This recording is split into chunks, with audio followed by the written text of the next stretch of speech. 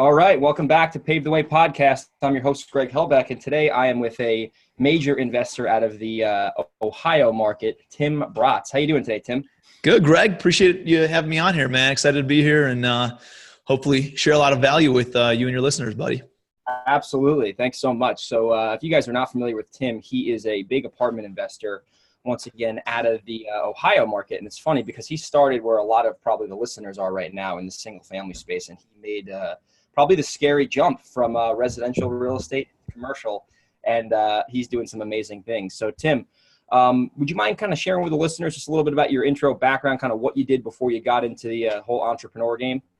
Yeah, man. Well, again, thanks for having me here, and I'll kind of give you where I am today, and it definitely did not start there, right? So today I only invest in apartment buildings, A and B class areas, and I'm currently, as we're sitting here talking today, I'm at 2,563 units in my portfolio. 95% of it is multifamily apartments, and about 5% is a couple other things, either vacation rentals or office buildings. Okay. Office units. But 95% of everything that I do is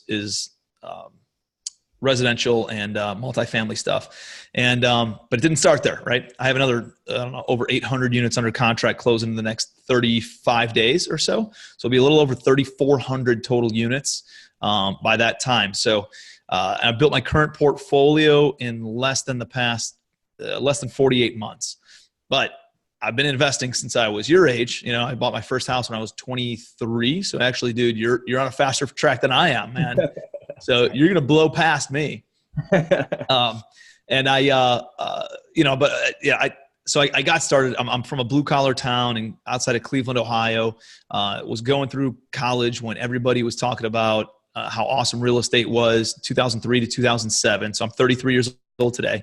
And when everybody was making money, if you had a pulse, you could make money in real estate. Kind of similar to how it is today, right? Yeah. Really hot market. People are getting involved in real estate. You're talking to your waitress, and she's telling you how she's buying and fixing and flipping houses and stuff. And you're like, really? Like, okay. And that tells you you're in a pretty hot market, right? So I was money motivated back then, and my brother lived in New York City. I moved out to New York and became a commercial real estate agent. So I brokered retail and office leases.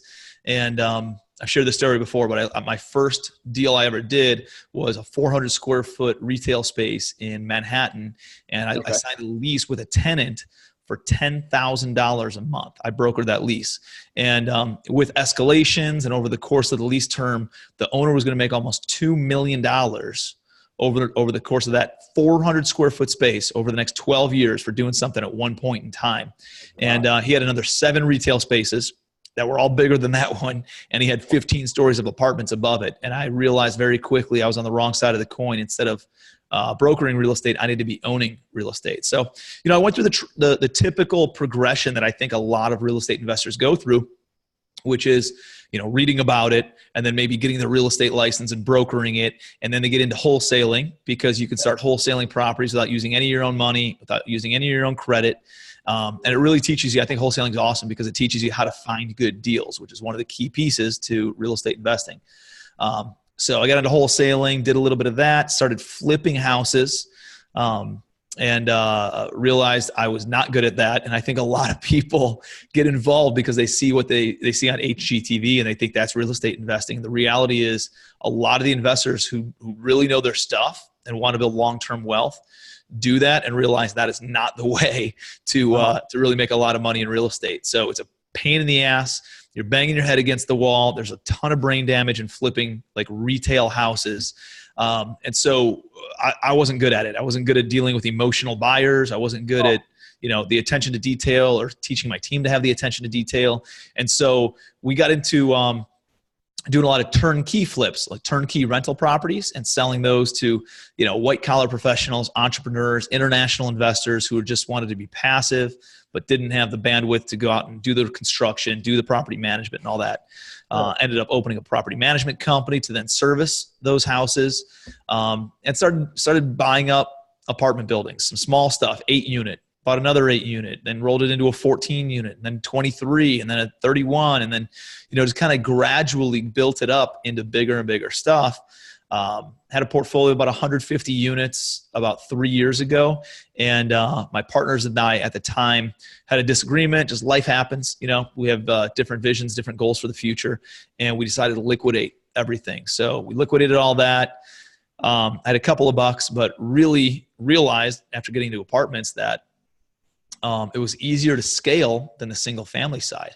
So I invested and raised money and sponsored loans for some other projects. And what happened was I had some equity in some other projects, really down in South Carolina and Georgia, where a good buddy of mine lives.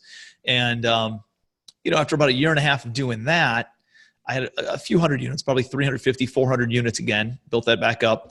And about 2 years ago, I said, hey, where am I spending my time? Where am I making my money, or actually building my wealth, which was the bigger question. I don't really care about the transactional income. I cared about the residual and the passive side of things. And looked at that, and 90% of my wealth was coming from my apartments, and it was 10% of my time. So I took my transactional team that was flipping 80 to 100 houses a year, and we just pivoted. It was a big mindset shift, but really a small operational shift.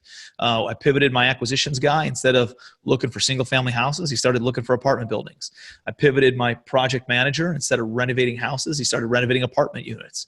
I pivoted my dispositions guy. Instead of selling houses, he started managing and asset managing and being the manager of the management company for our apartment buildings.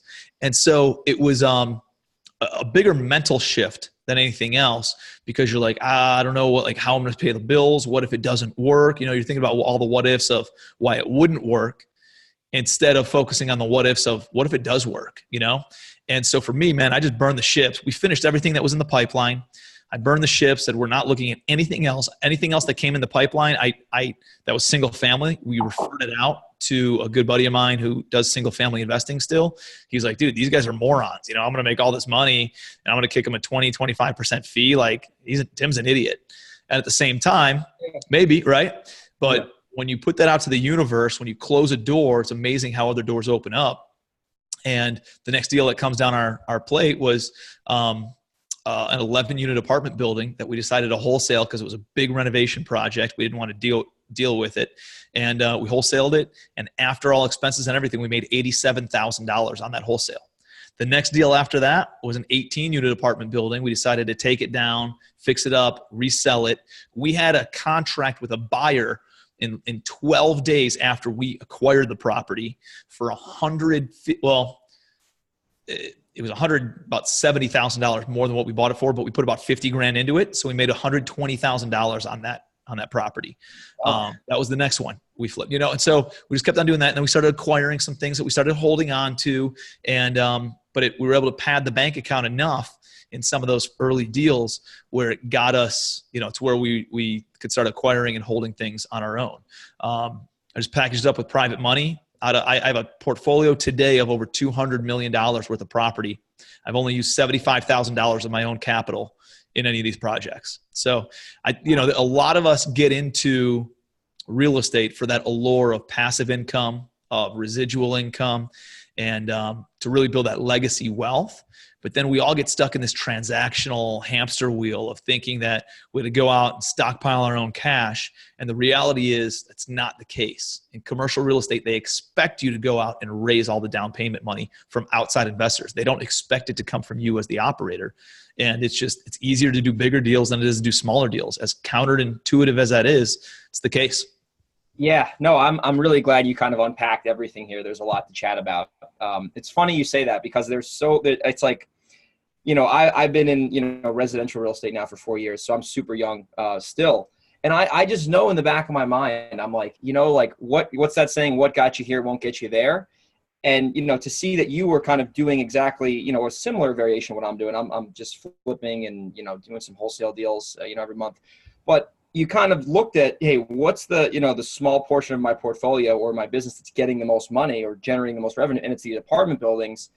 And you just went all in on that. And now you're going to have over 3,000 units in the next, 60 days. And that's incredible. So, what do you think the biggest issue that holds, we kind of touched on it a little bit, that holds a lot of these people who are in residential now kind of back from going into commercial? Do you think it's the financing? Is it the mindset? I mean, because I think there's a lot of similarities, but I feel like there also are a few differences, I think, with commercial that aren't huge, but they're definitely a little bit different than kind of the way that a lot of us buy and sell properties. So would you mind kind of talking about a couple of the differences maybe? Yeah, I mean, for me, everything boils down to mindset, right? Everything starts in your brain. That's 80% of the battle. It's all self-limiting beliefs, a bunch of BS that's going through our heads about why we can't get into something. We listen to the negative stuff, the negative talk instead of the positive talk. So I think that's probably the biggest thing. Commercial seems complicated, right? It seems complex. It seems complicated, yeah. It seems difficult. It seems like everything's different. The reality is the verbiage is different. The wording that they use is different, but everything's friggin' the same, man. The financing's easier. The contractors and construction side is easier. Why? Because everything elevates, just like that natural progression I was talking about that us as investors go through. You know who else goes through that? Private money lenders. Hard money lenders start out in residential, and guess what? Then they start getting into commercial investments. And because they get more sophisticated, you're dealing with more sophisticated people. They've been around the block a few times, so it's easier to raise money. Financing's easier because it's more asset-based and project-based versus on the borrower itself, because you're dealing with more sophisticated and banks and lenders. The contractors go through the same thing. You know, they understand swinging a hammer and doing the handyman stuff, and then all of a sudden they get a bigger residential construction management company, and they realize the bigger dollars, if you understand business, if you understand finance, if you understand accounting and marketing and HR and all that, if you understand the business elements of business and not just the swinging the hammer part, there's more money and it's easier to do bigger jobs. That's why they get into government contracting and commercial real estate and commercial contracting. So you're dealing with just a higher quality of contractor, of lender, of, you know what I mean? And so there's just more A players, I guess, in commercial. And I don't mean this that there's not A players in the residential side, because there absolutely are. I wouldn't even say that it's more A players. I'd say it's just more advanced in business, right?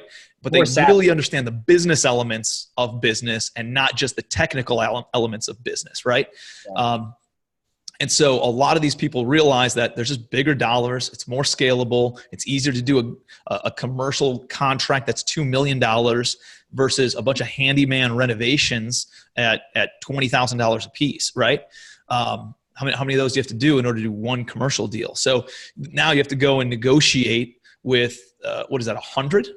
It's at least 100, right? 100, yeah. 200. Yeah, it's 100. So now if I'm a contractor, I got to go and negotiate with 100 people and close 100 people on a $20,000 renovation versus work with one developer or one commercial investor like me and do a $2 million renovation project just with me. You know, like I got to go to 100 different sites versus one site. I got to, you know, it's just the scalability, and I have, you know, 100 different scopes of work versus one scope of work. And so the scalability for everybody in commercial real estate, it attracts a lot of the people who understand business. And what I found is in working with contractors is the residential contractors and the handyman and Bob's pickup truck and shows up and does the work. He understands how to swing a hammer, but he doesn't understand the business side. So that way he's not as organized, right, as some of these other guys. They don't have the right insurance in place, the licensing in place, all those kinds of things. You don't have to worry about any of that with commercial construction. And you actually have contracts in place that keep these people on time, on budget, all these different things. So it's easier to buy commercial deals. It's easier to raise money on commercial deals. It's easier to renovate commercial deals. Property managers, same thing. The residential realtor who manages 50, 60, 70 units doesn't have the software, doesn't have the capacity, doesn't have the maintenance staff, doesn't have, you know, regional managers and local managers and all these other different levels that a management company that manages 25,000 units might have, right? They don't have the efficiencies in place. So it's easier to work with and cheaper to work with bigger management companies. My management fees on my properties are 3.5% management fees without any of the bill pay fees, without any of like that other nonsense. Versus my residential properties, those were 8 to 10% management fee, plus bill pay, plus all these markups, plus all these salaries, plus like all this other nonsense that you have to pay for. It's hard to scale single family versus scaling apartments. So that's one of the things that I've realized. And it's not as complex. It's actually easier to do bigger deals. After repair value in the residential realm is called stabilized value over here. Return on investment in the residential realm is called cap rate over here, or unleveraged yield. Sounds more complicated, but it's the exact same thing. It's a return on investment. The renovation project is the value add phase, right? It's the exact same thing. It's just a little bit different of a lingo. So you have to understand it. Dude, I don't come from a family of commercial real estate investors. My grandpa didn't pass down, a bunch of property to my dad. My dad didn't pass down a bunch of property to me. I just kind of figured this thing out by duplicating the residential model into commercial real estate. I didn't go to an Ivy League school and with a finance degree or a real estate degree. I never took like the commercial real estate classes and have some initials behind my name or anything. I never even read a book on buying apartment buildings. I just figured it out myself. And I'm telling you, man, it's less complex than you think. You can do this at a third grade level. It's absolutely feasible to do that. And that's a big deal. Going back to the mindset piece of why people don't convey or parlay into apartment buildings and commercial, I think it goes back to the mindset. It goes back to the kinds of questions that they're asking themselves. A lot of people are like, hey, if I can go from flipping 2 houses a month to 5 houses a month, that would be amazing. And then when I get to 5 houses, then I can work on getting to like 8 to 10 houses a month. Then when I'm there, then I can work on getting to 15 houses a month, then up to 20 houses. And they think you should go through the step process. The issue with that is when you ask yourself how to do that, you get the exact same answer, or the answer is always, you just do a little bit more of what you're already doing, right? Going back to your point of, okay, I just keep on doing what I'm already doing. I'm asking myself the same questions. I must just having to do more of the same thing, right? Yeah. When you ask yourself, how do I go from flipping 2 houses a month to 25 houses a month, or to 20 or to 55 houses a month? Or how do I go from flipping 2 houses a month to buying 100 units a month? That's a different kind of question, which then conveys a different kind of answer. Does that make sense? Love that. You have to think at an entirely different level in order to, and so like, I think people are just asking themselves shitty questions. They're saying, hey, how do I go from 2 to 5 deals a month? Dude, that's not the question. How do I go from 2 deals a month to buying a 20-unit apartment building every single month? That is a different type of question, and you're going to get different types of answers. And when you ask yourself better questions, you get better answers. When you ask yourself the best questions, you get the best answers. You just have to start asking yourself better questions. I love that. I love that. That's in that actually thing you said. I heard that in the one thing is like the quality of your life is in direct proportion to the quality of your questions. And he talks about that. It's gold. And it's like, if you sit there and you say, how do I buy 50 units a quarter? Now you're going to come up with all those ideas. Okay, I'm going to do this. Next thing you know, you put the work in for a couple months and all of a sudden you got 200 units under contract. And you're like, wow, if I ask myself, how do I get 5 rentals? You'd be in the same exact spot. It's like, it takes the same time and effort. But if you set the bar this high opposed to setting the bar this high, it's like, man, the time and effort's going to be there. You might as well. Yeah. What you focus on expands, right? So if you focus on finding 5 houses a month, you're going to get 5 houses a month. It'll take a little, whatever. Or if you focus on buying 500 units a month, dude, guess what? You know what kind of opportunity? Like, I'll give you an example, Greg. When I was in the wholesaling space and doing some turnkey type stuff, dude, I was a whore for deals, right? I would do any deal. It didn't matter what size wholesale fee it was. It was $500. I would wholesale that house and make dude, there was somewhere I made $200 for wholesaling a house. Wow. And like, I remember just banging my head against the wall being like, what the hell am I doing here? Working on these stupid little deals where the big deals make just as much money as the small deals. And I went to my acquisitions guy and I was like, and I didn't, parlay into apartments at this time, but I just said, hey, we're not looking at anything that doesn't yield at least $5,000 of a wholesale fee. You know what happened after that? The only thing that came across our table was $5,000 wholesale deals or better. And all of a sudden my average wholesale fee goes up to $8,000 and then $10,000 and then $12,000. Right. And so all you have to do is declare it to the universe. And as goofy as it sounds, like, it's amazing how the universe responds to that stuff. And you're just, dude, what you focus on expands. So you just focus on the big stuff. The little stuff doesn't even like cloud your plate anymore. It doesn't even cloud your inbox. You just delete it, and it allows more time to review bigger deals, more opportunities. So it's a big mindset shift, man. It's just, it's not a Herculean effort, you know, from a physical or work type standpoint. Like, what do you have to put into it? But it is from a mental standpoint, and you got to exercise that part of your brain by asking yourself, I think, bigger, better questions. Yeah, no, that's awesome. It's funny you say that. Before we transition, I want to actually, what you just said, it's funny. I set a goal because I was doing last year, probably my average profit was like 20, 30 grand on the wholesale side. And that was okay.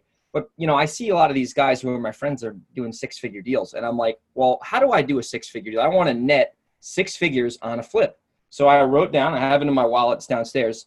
I'm going to net $100,000 on a deal by July 1st or whatever. And I'm in I just listed a flip I'm doing right now with like $125,000 gross spread on it, which will probably net me around 100. But it's because I asked the question and I came up with the strategy. I'm going to go after these types of properties in this area.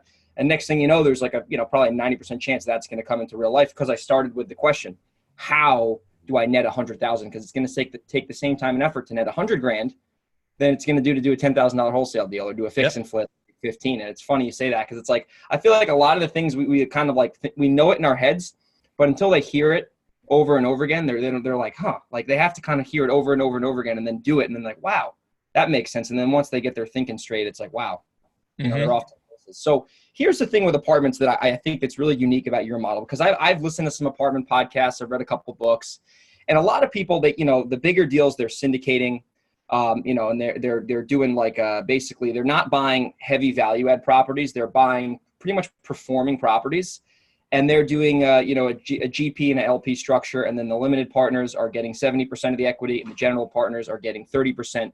So really, a lot of these apartment investors are giving up a lot of the equity on these deals, and the returns aren't as high as I think the returns you're getting. So I want to see if you could talk a little bit about your syndication model, because it's very, very attractive to at least me. I think that the way that you do your deals with the value add and the way you structure your investors, it's very appealing, because I think there's a lot more upside for everybody, and it just makes the deals overall fundamentally better properties to get involved in. Yeah. That's a great question. And this is like, I could talk on this for like half a day, right? Yeah. On traditional syndication versus Bratz syndication. Yeah, so like how do I structure my deal? So you need to understand, and you did a really good job of just kind of outlaying the overarching idea of that. The one thing that you got to understand about traditional syndication is that the equity investors, the people who are putting up the cash, yes, they have 70% ownership in it, but they are only compensated if the property is performing, right? So I am an equity investor in a mixed use property right now. I invested in it almost 2 years ago. And because the property is not performing yet, you know how many checks I've gotten? Goose egg. That's right. Okay? But I have a bunch of equity, and the equity investors are, they have majority of the equity in this project. Well, if it's not performing, nobody gives a shit, Yeah. And at the same time, the operating partner, the key principal, the KP, whatever, whatever you want to call them. Guys, and I don't even, I've never taken a class on this stuff, so I don't even know what they're called. I don't know. Yeah. Just from talking to other people, like I kind of get an idea of it, but the dudes I've never taken a class. I've never been to a seminar on it. I've never read a book on this stuff, on traditional syndication, because I think it would have skewed my idea of how I structure these things. And I wouldn't have structured it as well as I do, as well as I think I do anyways. But the operating partner still gets a fee for acquiring the property, and they still get a fee for asset management of the property. So the issue with that is that goals are not aligned, meaning one person's getting compensated and the other person's not being compensated at the same time. And that never made sense to me. And especially if you're buying value add, the operating partner is the one finding an off-market deal, finding a deal as direct to seller, negotiating an awesome property, an awesome opportunity, and doing all the value add improvements, dedicating the next 6, 12, 18 months of their life to this project. And maybe they're partnering with a whole bunch of crews of other people. They have to carve up 30% of the equity, and they're the ones creating all the value. Dude, that's just incongruent to me. it doesn't make sense to me. So that model works if you're buying a stabilized asset that's cash flowing from day one. Like you're buying let's say you're buying a friggin' bank downtown, like an office building downtown that is cash flowing. It's 90% occupied, and you got some investment fund bringing $100 million for that acquisition. Yeah. Management's already in place. All Greg's got to do is kind of put the different pieces of the puzzle in place, and he can step back and get 20% ownership. Yeah. Dude, that makes sense. That could totally make sense. The problem with that is you're buying a $10 million or $100 million deal for $100 million. And even if the equity investors have 70% or 80% ownership in it, dude, a $10 million deal that you have $10 million of debt on, guess what? That 80% is worth nothing, right? Yeah. So the way that I do it, and I'm a real estate investor. I don't believe in paying retail price for anything. I always want to create the value. You would never buy a house for $300,000 and then put it back on the market for $300,000. That wouldn't, why the hell would you ever do that? You're not creating any value. Yeah. So you find distressed assets. I look for distressed assets. And so I'll go find an apartment building, and my numbers are very similar probably to what yours look like. I have to be all in for 65% of that after repair value. 65% of the stabilized value. So I'm all into a $10 million building for $6.5 million. And then I can back up the numbers. If it needs $2 million worth of work, my maximum allowable offer is going to be $4.5 million, right? I'll probably back out a little bit for closing costs, holding costs, that kind of stuff. Yeah. So I might be at $4.2 million bucks. Yeah. So on that, I just reverse engineer my numbers. I make those offers. I find deals the same way that I found them in the multifamily or on the single family side, off market, direct to seller, calling for sale by owners, calling for rent by owners, doing direct mail, reaching out to wholesalers and brokers and just letting them know that I'm buying, like all those different driving for dollars, all that kind of stuff. So I find the deal, I negotiate the deal. Now, because it's a distressed property, I'm able to force the appreciation versus hoping for appreciation, natural appreciation over time. So I'm able to buy it, I'm renovating it, I'm increasing the income, I'm decreasing the expenses, I'm putting better management in place. And that's what creates the $3.5 million spread on a deal that I'm into for $6.5 million that's then worth $10 million bucks.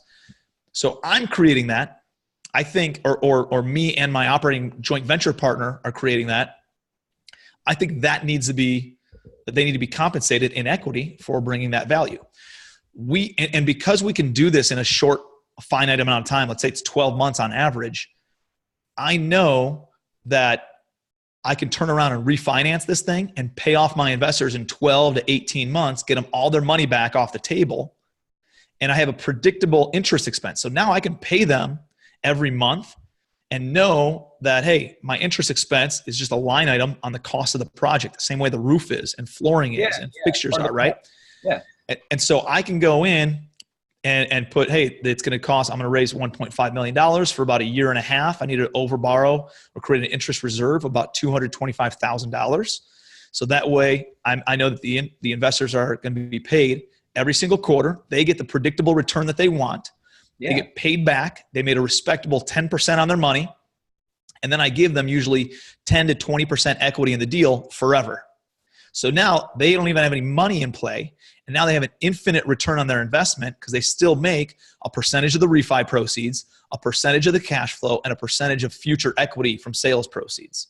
That equity, at the time we refinance, let's say we get a $7.5 million loan, 75% LTV.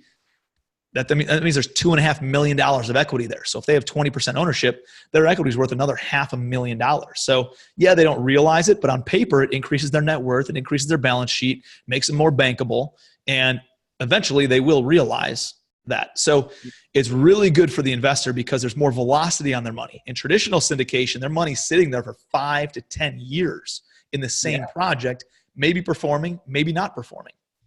In mine, they're getting a return on their investment from day one, a predictable return. They get their money back, and over the course of the same 5 to 10 years, I can get them into probably 3 to 7 different deals, get them more velocity, have a predictable return. We're buying at a reduced rate, so there's more equity involved. So even though they might only have 20% ownership, that's worth a shitload more than 80% ownership in a building that, you're buying for 10 million and it's only worth 10 million. Yeah, there's no upside. And at the same time, dude, they're in 4 deals in the same amount of time that they would be in 1 deal. So technically, they're getting 20% of 4 deals, which is 80% anyways, right? So you just need to understand that, and you need to convey that and educate your investors on that, because if they just look at the percentage of equity split up, they don't get it, right? Especially these long-term, sophisticated people who've been in commercial real estate and lending in commercial real estate for a long time. It's very hard to get past that with them. To the point where I usually don't even talk to like traditional investors, traditional commercial investors anymore, because they just don't get it. And it's too much of a selling process for me to try to educate them on it. So I raise a lot of money from entrepreneurs who are not involved in real estate, or real estate investors who are not in commercial real estate. They lend on like residential real estate, or turnkey buyers of residential real estate. They love what I do, and it makes a lot of sense to them. And dude, I promise you, my returns are at least double to triple what a traditional syndication return is. I've mapped it all out in every different way, giving a traditional syndication the best case scenario, and giving my scenario the worst case scenario. My returns are still double what theirs are.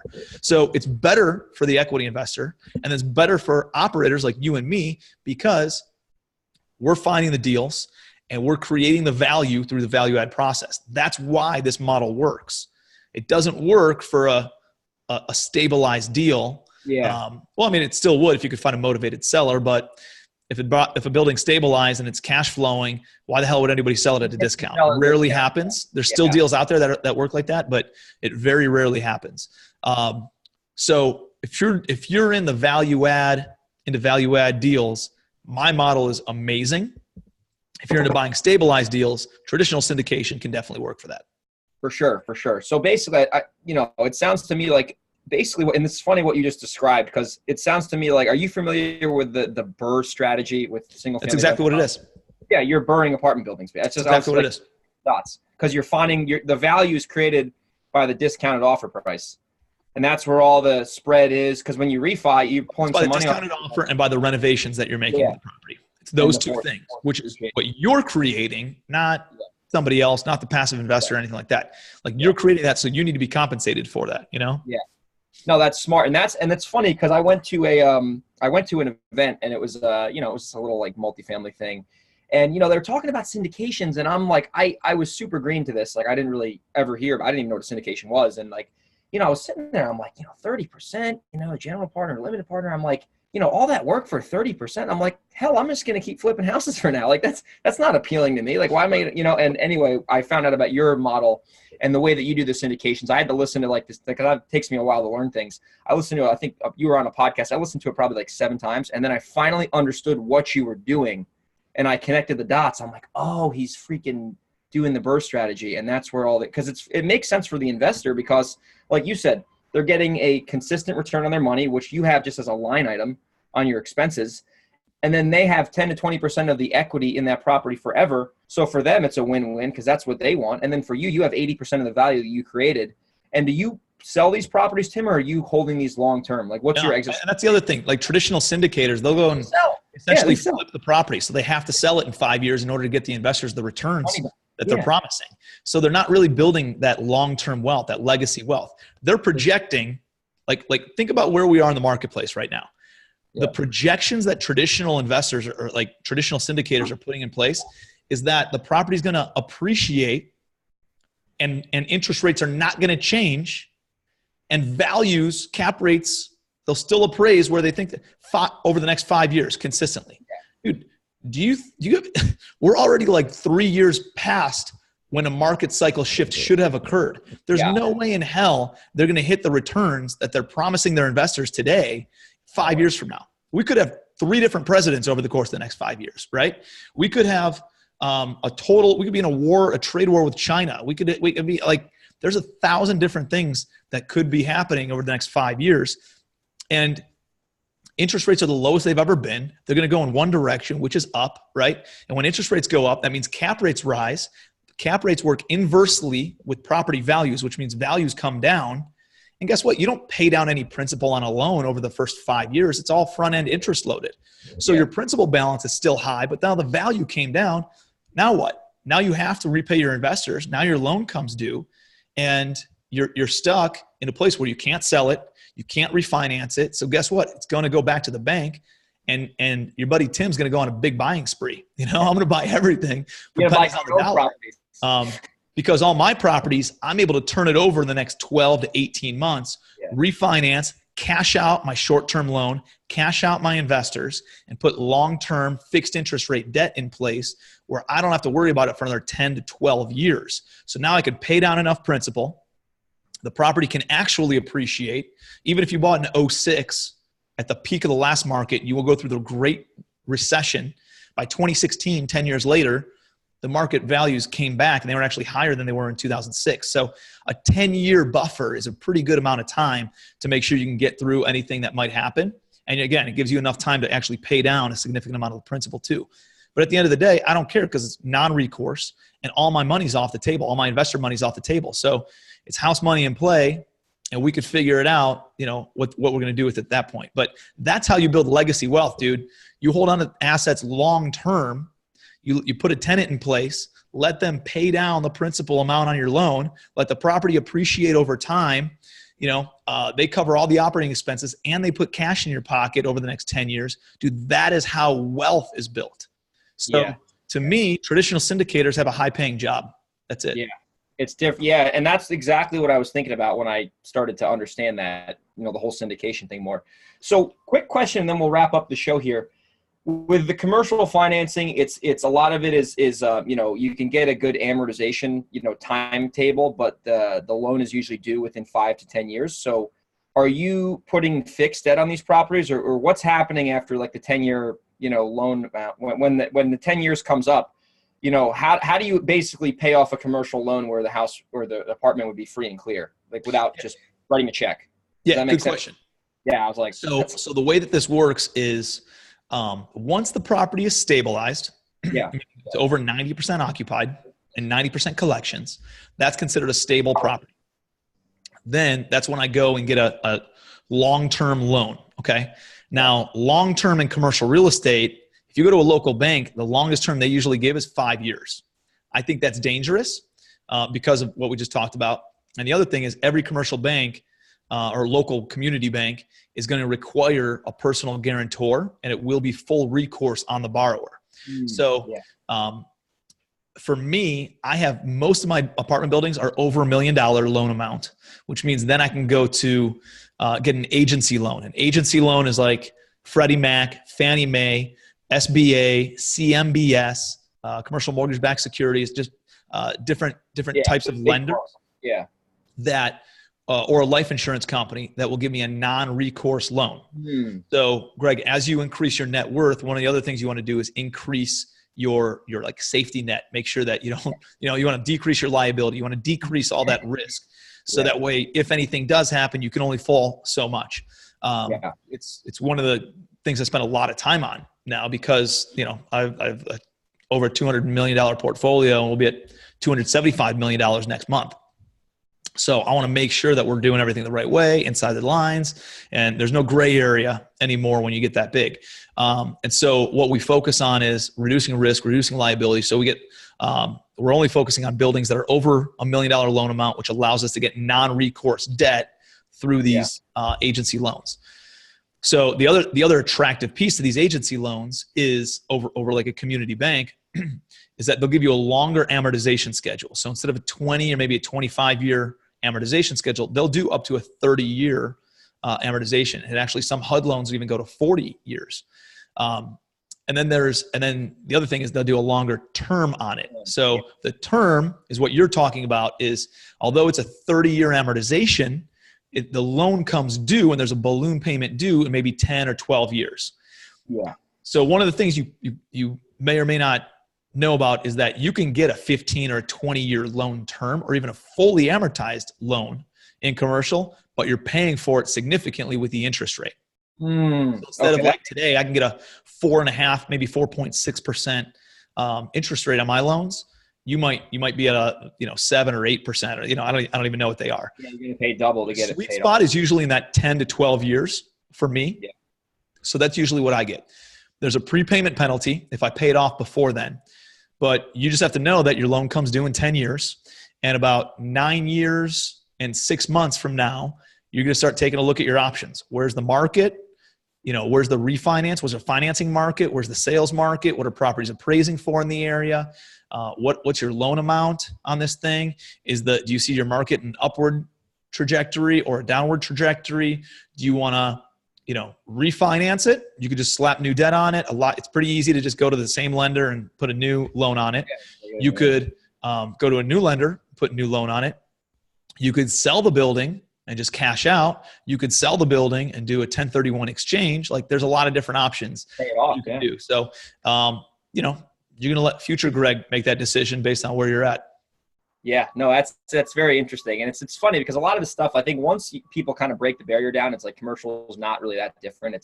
There's a few things, but it's like same things, bigger numbers. So Tim, this is one of my favorite shows I've done so far, man. So you've added a ton of value to my listeners. I'm sure people are going to absolutely devour this episode and share it with everyone. So let me ask you a question. I'm going to ask you a good question. You said one of your favorites. How do I make it your favorite show? That's a good question, right? Question. We're talking about answering good questions. Pushing limits, bro. I'm trying to on the spot, on the air, on my own damn show here. Let's. How do I make it my favorite show? All right, let's do a little mini bonus round here. I guess we'll increase it to the best show ever. Let's do it. So if there's a new investor, let's say that you're sitting in front of a brand new commercial investor. They've done a bunch of residential deals, so they're clearly not a newbie, and they need I'm a big fan of the book, The 12-Week Year. So they need a 90-day action plan on how to acquire their first asset, right? Let's say it's a relatively decent apartment building, value add. What are the 20% of activities they need to do in order to get 80% of the results because I'm a big believer in let's cut through the bullshit and let's get right to the damn shit that's going to work. Cause I just, that's the way I am. So if you have to tell that investor, hey, do this, and then there's a very good chance you should have some success on the other side. So let's see what. Great question, dude. Awesome question. If you drop me in a city that I've never been to, there we go. I love it. And I don't know anybody there. I don't have any resources there. I don't have any private money there. I have to start from scratch. Yes. And you got a gun to my kid's head saying, if you don't buy something in the next 90 days, your whole family's gone. This is what I would do. I would, assuming I don't even have any money. Okay. Yeah. I would build a list, which most residential investors already have. You already have a list of wholesalers, investors, buyers, brokers, agents, contractors, vendors, all those, right?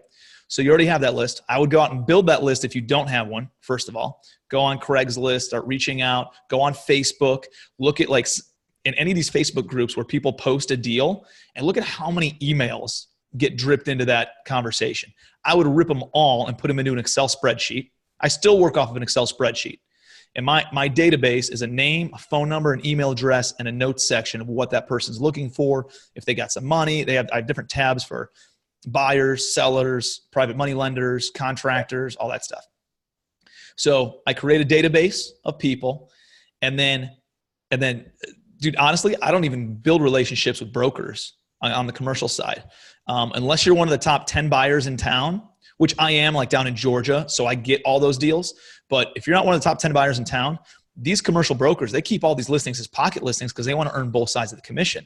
So they're only shopping it around to the buyers that they know are going to take it. If you get a listing through a commercial broker, it's usually dog shit because everybody already said no to it, right? Yep. So I don't even build relationships with commercial brokers. What I do is I go and build relationships with residential wholesalers who come across apartment buildings on accident sometimes, but don't know how to underwrite it. And I'm letting them know every single week through an email drip, Greg, I'm buying apartments. Greg, I'm buying apartments. Greg, I'm sitting on $1 million. Greg, I'm sitting on 500 grand. I got to put into an apartment. Greg, send me every apartment building you have. And you're going to get a boatload of crap, right? A bunch of stuff that's not good deals. But I promise you, dude, you make offers on everything, you will come across a deal. We look at probably, I don't know, 250 to 400 apartments a month. Holy shit. And we buy about 2 to 4 apartment buildings a month. So we get about 1 building for every 100 that we look at, and we make offers on every single building. Every single one. I'm sure you track it. I'm sure it's tracked, right? It's part of the KPIs. Yeah, we're not that good at it, but we do it. Yeah. But dude, that's a way that you can start getting deal flow. Yeah. Dude, I bought a 48 unit building 12 months ago from a woman who inquired on a single family house. That owner's like, hey, I'm not interested in selling, but said, hey, I'd be willing to sell this apartment building that my husband and I have owned, and it's a piece of shit and I don't want it anymore. And we've sucked all the cash flow out of it. It's falling apart. If you want that. And the girl wholesaler's like, I don't know anybody who buys apartment buildings. She gets my email 2 days later, sends me the deal. I buy it for $1.4 million. I sent her a check for 14 grand just for forwarding me an email. It's a sweet deal for her. She didn't know how to underwrite it, didn't know what to do with it, but I give her a 1% fee. I do all the work. I'm into this thing for $1.9 million. It's stabilized now. We're going through the reappraisal and the refinance of it, and we're expecting it to appraise for $3.5 million. Holy shit! Created $1.6 million of equity on this apartment, on this 48 unit apartment building, all because I drip an email out every single week, letting my residential wholesalers and brokers know that I'm looking for apartments. So guess what? I'm not the biggest buyer in Cleveland. I'm not the biggest investor, or I don't have the biggest portfolio in Cleveland, Ohio, but I promise you I'm the best known apartment investor in all of Cleveland, because I've been telling people it for years that I'm buying apartment buildings. So everybody knows that when they come across a deal, they send it over to Tim Bratz. We'll look on it. We'll look at it. If we say we're going to close on it, and we do close on it, like they know we're going to close on it. So, dude, that's a great way to get the deals rolling. If you have a database of, so the biggest two skill sets you can have in real estate, no matter what type of asset class you're in, is finding deals and finding money. You got to be able to do those two things. So I just taught you on how to find deals in commercial real estate, right? And you're calling for sale by owners. You're calling for rent by owners. I'm not interested in renting, but I am interested in buying your whole building. You want to sell it? I'm looking for houses. It's just like houses with tall grass and boarded windows. I'm looking for apartment buildings with tall grass and boarded up windows.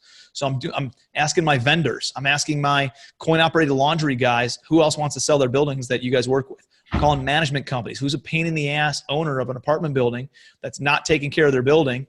You can broker it. You can earn the fee. I'll keep management with you.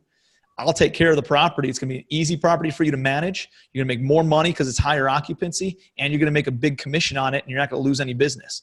That's a value add for the management company, and it's a great way that they can start sending deals over to you.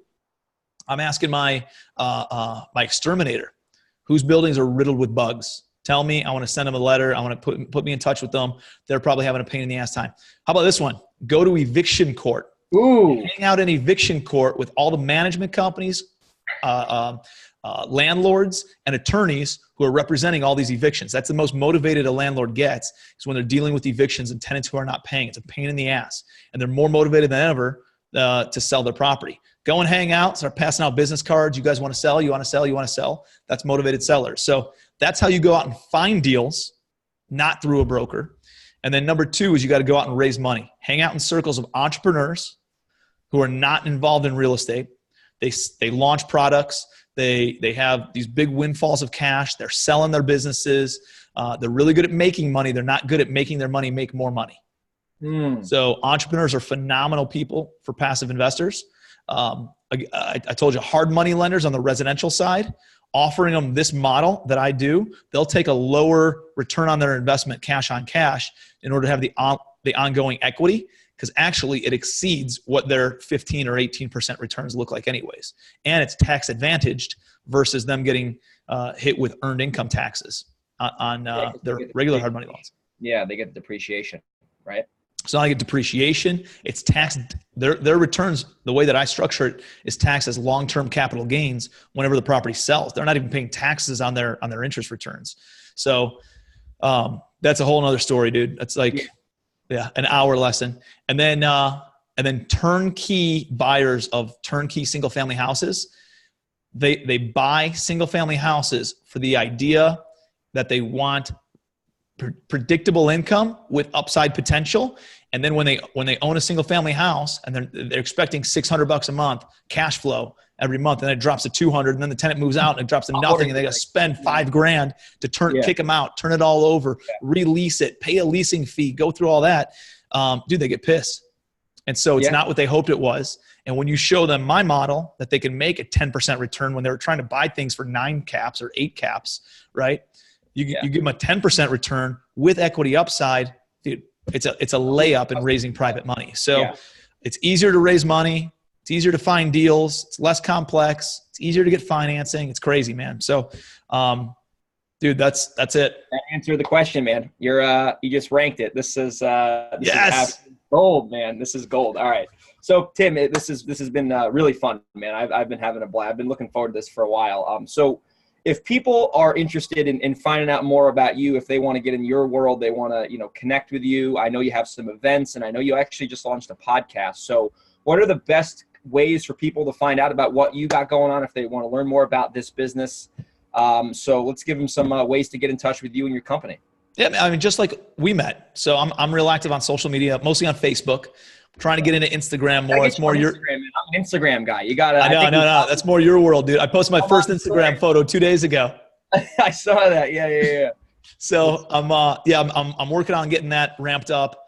But I'm real active on Facebook. And so I give a ton of free content there. I give a ton of free content on my website, legacywealthholdings.com. And then I just launched my own podcast. Mine's a little bit less. I mean, it's more wealth based. It's called Legacy Wealth Show.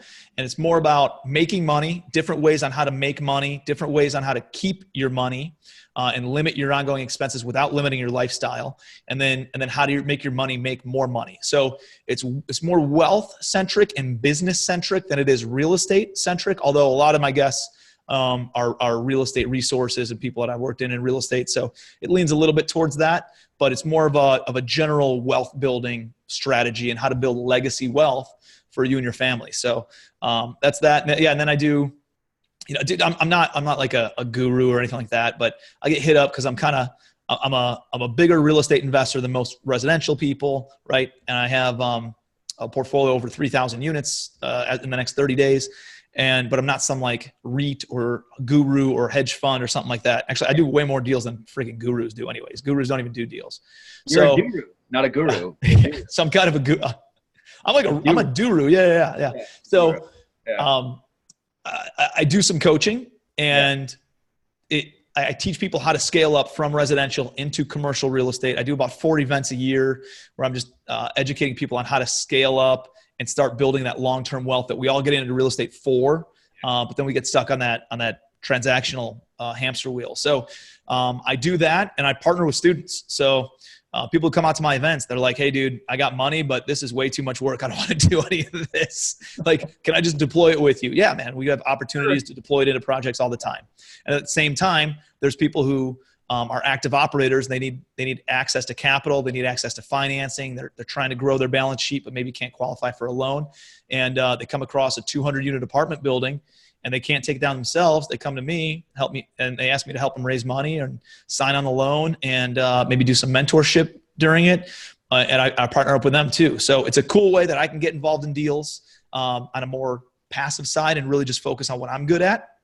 And it's a cool way that other people can get involved in bigger deals that they wouldn't typically be able to do because they don't have the ability to get into those bigger projects. And I can help people leapfrog their real estate portfolio in a big way. So I just bought 216 units in Oklahoma 2 weeks ago with a couple students that came out in October. There's another dude that came out earlier part of this year. I just bought a 24-unit apartment building with him locally here in Cleveland. There's another guy who came out, bought a 35-unit office building with him in January. So it's a cool way that they're getting involved in deals. I'm getting involved in deals. I can help, fill in any gaps that they're looking for. And then I feel comfortable because I know they're educated. They understand the mindset, and they understand like how we do, what we do, why we do it, all that stuff. So it's, rising tide floats all boats kind of a thing. And together we can just do more. So it's fun, man. Yeah. This is a great conversation. I appreciate you having me, and I hope your guests vote best show yet.